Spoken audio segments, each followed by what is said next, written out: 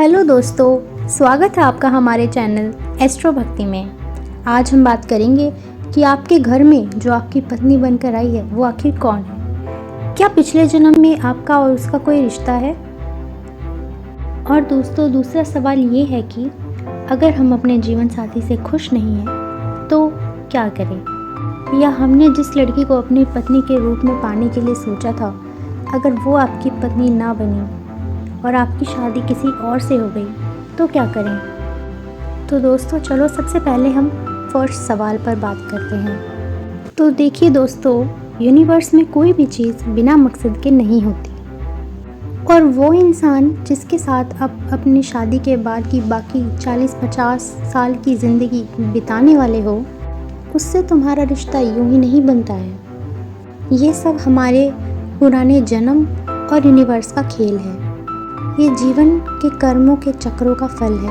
हमारे इस जन्म के रिश्ते हमारे पूर्व जन्म के कर्मों और रिश्तों का फल है। पिछले जन्म में किसी व्यक्ति से प्रेम, गुस्सा, वफादारी या नफरत, जो भी हमारा रिश्ता था, वो इस जन्म में किसी और रूप में लौटकर हमें मिलता है।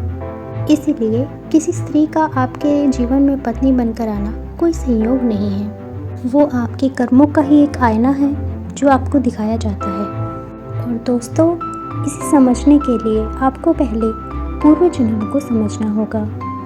देखो दोस्तों, हर रिश्ता, चाहे वो पति पत्नी, पिता पुत्र या पुत्री का हो या दोस्ती का, पिछले जन्मों के कर्मों का ही नतीजा होता है। रिश्तों का सिर्फ रूप ही बदलता है, भावनाएं और कर्म वही रहते हैं। भगवान बुद्ध ने भी ध्यान के ज़रिए अपने पूर्व जन्म को देखा था, और उन्होंने ये बताया था कि जो रिश्ते हमें बार बार मिलते हैं वो हमारे कर्म के भाग्य से बंधे होते हैं। भगवान बुद्ध के अनुसार मरने के बाद शरीर तो खत्म हो जाता है, लेकिन मनुष्य की चेतना, जिसमें हमारा सब कुछ लेखा जोखा स्टोर होता है, वो कभी भी ख़त्म नहीं होता और अगले जन्म में फिर से प्रकट हो जाता है। यानी आपकी पत्नी का आपके साथ इस जन्म में जो भी रिश्ता है वो पिछले जन्म के कर्म या भावनाओं का परिणाम हो सकता है। दोस्तों, गीता के अनुसार भी हमारा हर रिश्ता पिछले जन्म के कर्मों पर जुड़ा होता है। जैसे शरीर बचपन, जवानी से बुढ़ापे तक की यात्रा करता है, उसी प्रकार आत्मा भी एक शरीर को छोड़कर दूसरे शरीर में प्रवेश करती है। ये शरीर तो एक चोला है, एक वस्त्र है जो बदलता रहता है। ये यही सिद्ध करता है कि पुनर्जन्म वास्तव में होता है, और आत्मा यानी चेतना, जिसे हम अपने कर्मों की फाइल कहते हैं, वह एक शरीर से दूसरे शरीर में जाती है। जब आप किसी व्यक्ति से कोई वादा करते हैं या उसे कोई नुकसान पहुंचाते हैं, तो यूनिवर्स इसे हमारे कर्मों के अकाउंट में दर्ज कर लेता है, और अगले जन्म में यही कर्मों का अकाउंट आपको उस व्यक्ति से जोड़ता है, ताकि अधूरा लेन देन और हिसाब पूरा किया जा सके। दोस्तों, गीता में श्री कृष्ण ने कहा है कि आत्मा अजर और अमर है। यह शरीर नष्ट होता है, परंतु आत्मा अपने संस्कारों को, अपने कर्मों को अपने साथ लेकर चलती है। कुछ इसी तरह की बात बुद्ध और महावीर ने भी कही है। गीता के अनुसार हमारे सभी रिश्ते हमारे पिछले जन्म के कर्मों का ही परिणाम है। कोई हमसे लेने आता है, वहीं कोई हमें कुछ देने भी आता है। यानी जो भी हमारी परिस्थिति है, कंडीशन है या हमारी सिचुएशन, सब हमारे पूर्व जन्म पर ही निर्धारित होती है।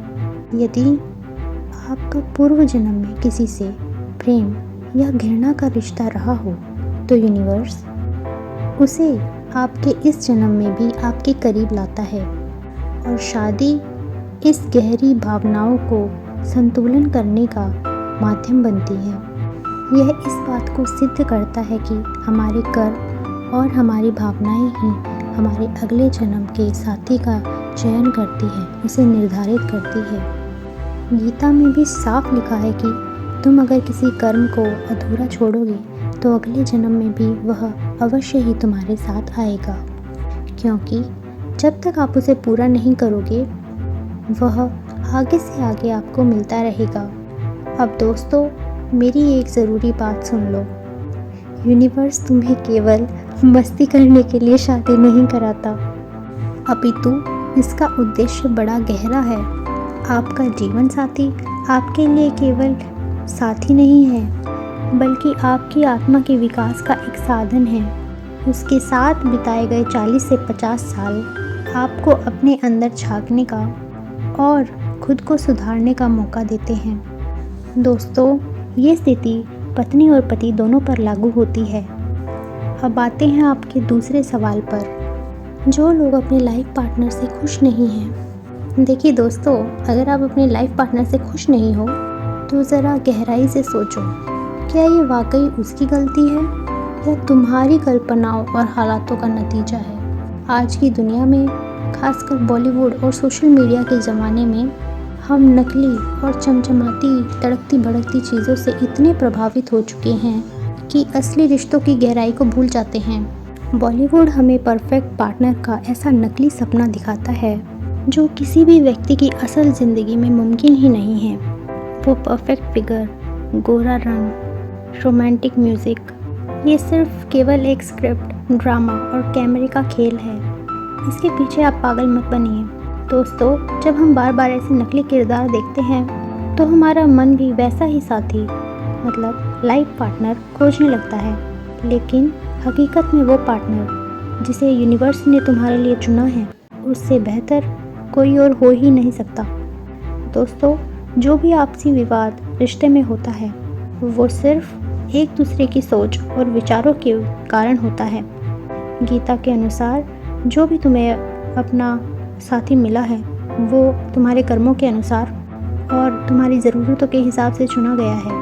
अगर वो तुम्हारे अच्छे और बुरे वक्त में तुम्हारे साथ खड़ा है तो समझ लेना कि यूनिवर्स ने उसे तुम्हारे जीवन में एक आशीर्वाद के रूप में भेजा है। और जो रिश्ता आपको तकलीफ़ दे रहा है वह आपके स्वयं के प्रारब्ध हैं, जो आपको काटने ही पड़ेंगे। लाख कोशिश करने के बाद भी आप उनको बदल नहीं सकते। दोस्तों, प्यार कोई फिल्मी ड्रामा नहीं है, बल्कि आपके जीवन की परिस्थितियों का खेल है। जब तुम बीमार हो जाते हो, कमज़ोर हो जाते हो, तो तुम्हारा जीवन साथी तुम्हारी देखभाल करता है। तो वही प्यार की असली परिभाषा और पहचान है। तुम्हारी कमज़ोरी और परेशानियों में कोई बॉलीवुड की एक्ट्रेस तुम्हारी मदद करने नहीं आती। उस वक्त अगर तुम्हारी पत्नी ने तुम्हारा ख्याल रखा है तो तुम्हारे लिए वही जन्नत है। दोस्तों, ज़रा सोचिए, तुम बिस्तर पर बीमार पड़े हो, बीमार हो चुके हो, तुम्हारा पूरा परिवार अपने कामों में व्यस्त है और तुम्हें प्यास लगती है, लेकिन किसी को भी तुम्हारी परवाह नहीं है। लेकिन तभी तुम्हारी पत्नी तुम्हारे लिए पानी का गिलास लेके आती है। उस पल तुम ये भूल जाओगे कि वो गोरी है या काली, पतली है या मोटी, और तुम्हें सिर्फ यही महसूस होगा कि वह तुम्हारी परवाह करती है और वो तुम्हारी बीमारी को लेकर सबसे ज़्यादा चिंतित है, क्योंकि वह तुम्हारी जीवन संगिनी है। और इस पल तुम यही कल्पना करोगे कि अगले जन्म में भी वह तुम्हें अपनी जीवन संगिनी के रूप में मिले। ये होता है असली प्यार। दोस्तों, मेरी एक बात नोट कर लेना, जो व्यक्ति तुम्हें बुरा लगता है परंतु तुम्हारे कठिन वक्त में तुम्हारे साथ खड़ा है, तो वो तुम्हारे लिए सबसे अच्छा बन जाता है। रिश्ते अच्छे या बुरे नहीं होते, हमारी अनुभव, हमारी हालात ही उसे हमारे लिए ऐसा बनाती है। अगर तुम अपनी पत्नी के बलिदानों और परवाह को समझने लगोगे तो तुम्हें महसूस होगा कि वो यूनिवर्स का सबसे बड़ा तोहफा तुम्हारे लिए है। फिल्मों में प्यार को परफेक्ट बॉडी, परफेक्ट सिचुएशन तक ही सीमित कर दिया गया है। तुम्हें अच्छे से पता होना चाहिए कि ये सब मेकअप का करिश्मा है और असली जीवन में प्यार का मतलब है बलिदान, सेवा और फ़र्ज़, सहनशीलता और परवाह। तुम्हारा जीवन साथी हर अच्छे या बुरे वक्त में तुम्हारे साथ खड़ा रहता है।